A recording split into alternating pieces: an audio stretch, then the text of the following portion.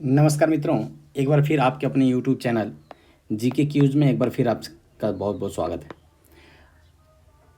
आज मैं लेकर आया हूँ डेली करंट अफेयर्स की जो प्रश्न होते हैं मैं उनकी आपके सामने चर्चा करने वाला हूँ। तो पहले क्वेश्चन को शुरू कर लेते हैं। शुरू करने से पहले यदि आप मेरे चैनल पर नए हैं तो चैनल को जरूर सब्सक्राइब कर लीजिएगा। साथ ही साथ बेल आइकन दबा करके ऑल कर लीजिएगा ताकि जो भी मैं वीडियो अपलोड करूँगा उसका नोटिफिकेशन आपके पास पहुँच सकेगा। ठीक है, तो चलिए शुरू करते हैं। पहला क्वेश्चन कह रहा है कि हाल ही में विश्व मधुमक्खी दिवस कब मनाया गया? तो वो मनाया गया 20 मई को। कब मनाया गया? 20 मई को। चलिए अब हम मई के कुछ डेटों की बात कर लेते हैं।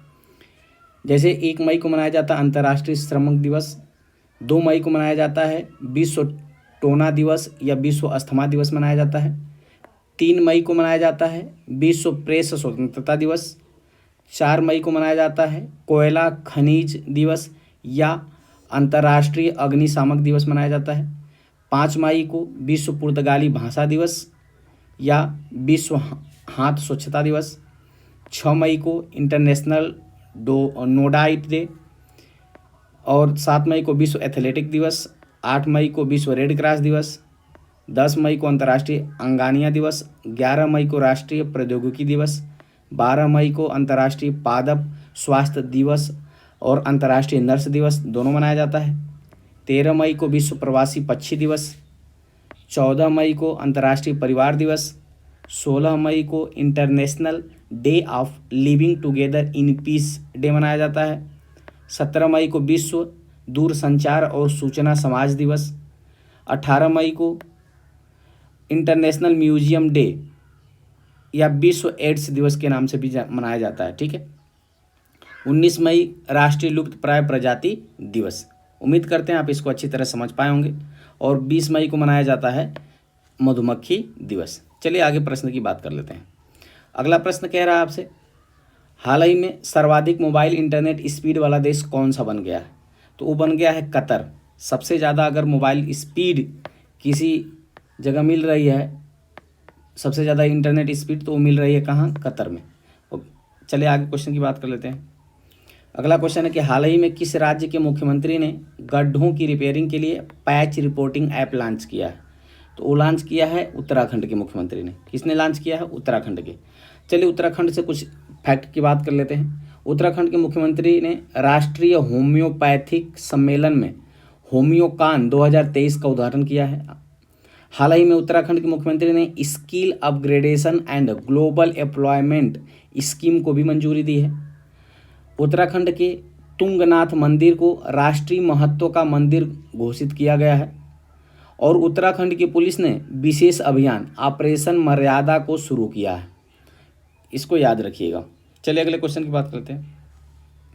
हाल ही में आई यूएन की रिपोर्ट के अनुसार भारत ने किस देश को 422 करोड़ रुपए का हथियार भेजे? तो भेजे हैं म्यांमार को। किसको भेजे हैं फ्रेंड्स? म्यांमार को भेजे हैं। अगला क्वेश्चन है, हाल ही में किस राज्य के मंत्रिमंडल ने सीएम सीखो और कमाई योजना शुरू की है? तो वो मध्य प्रदेश के मंत्रिमंडल में। ठीक है ना, मध्य प्रदेश के मुख्यमंत्री ने सीएम सीखो और कमाई योजना शुरू की है। चलिए आगे बात कर लेते हैं। मध्य प्रदेश 2000 साल पुराने जल निकायों का पता चला हाल ही में। मध्य प्रदेश के वन विहार राष्ट्रीय उद्यान सिंगल यूज प्लास्टिक पर प्रतिबंध लगा दिया है। 5 दक्षिणी एशियाई देश मध्य प्रदेश की पर्यटन सीमा प्रोत्साहन योजना का हिस्सा बने हैं। मध्य प्रदेश के गोंडा पेंटिंग को जीआई टैग मिला है। इसको याद रखिएगा, बहुत इंपॉर्टेंट है।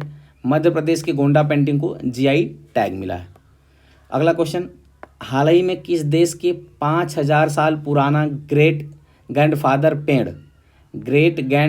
पेड़, इसका नाम याद रखिएगा, सबसे पुराना पेड़ घोषित किया गया है? तो घोषित किया चिली में। कहाँ घोषित किया गया है? चिली में। चलिए अगले क्वेश्चन की बात कर लेते हैं।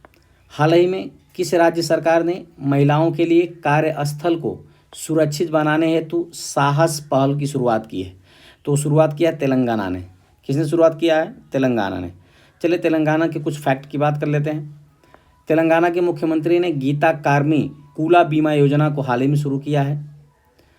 दुनिया का सबसे समय का पाबंद एयरपोर्ट कौन बन गया है? जीएमआर हैदराबाद बन गया है।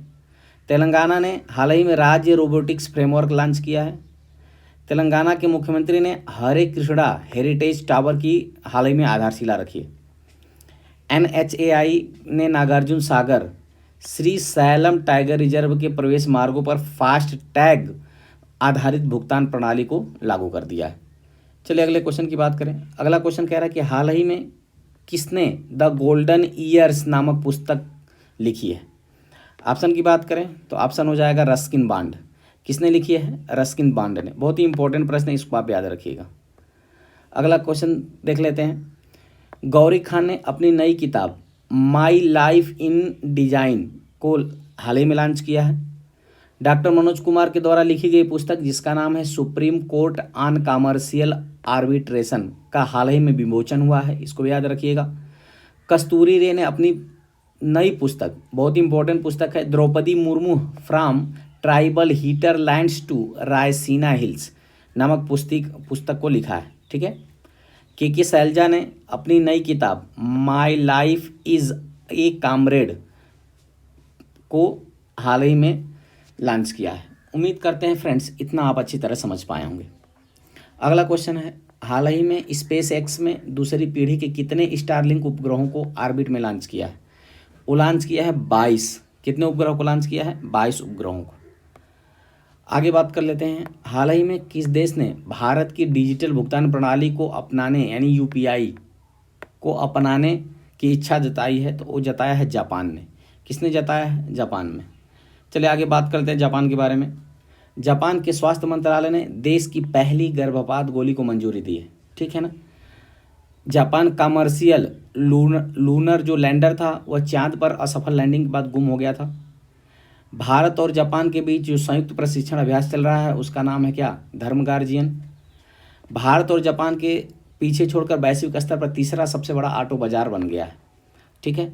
साथ ही साथ हाल ही में जापान के हिरोशिमा पर, ठीक है ना, जापान के हिरोशिमा में G7 शिखर सम्मेलन के दौरान नरेंद्र मोदी जी ने महात्मा गांधी के प्रतिमा का अनावरण किया है। ठीक है ना। महात्मा गांधी जी के प्रतिमा का अनावरण किया है, इसको आप जरूर याद रखिएगा।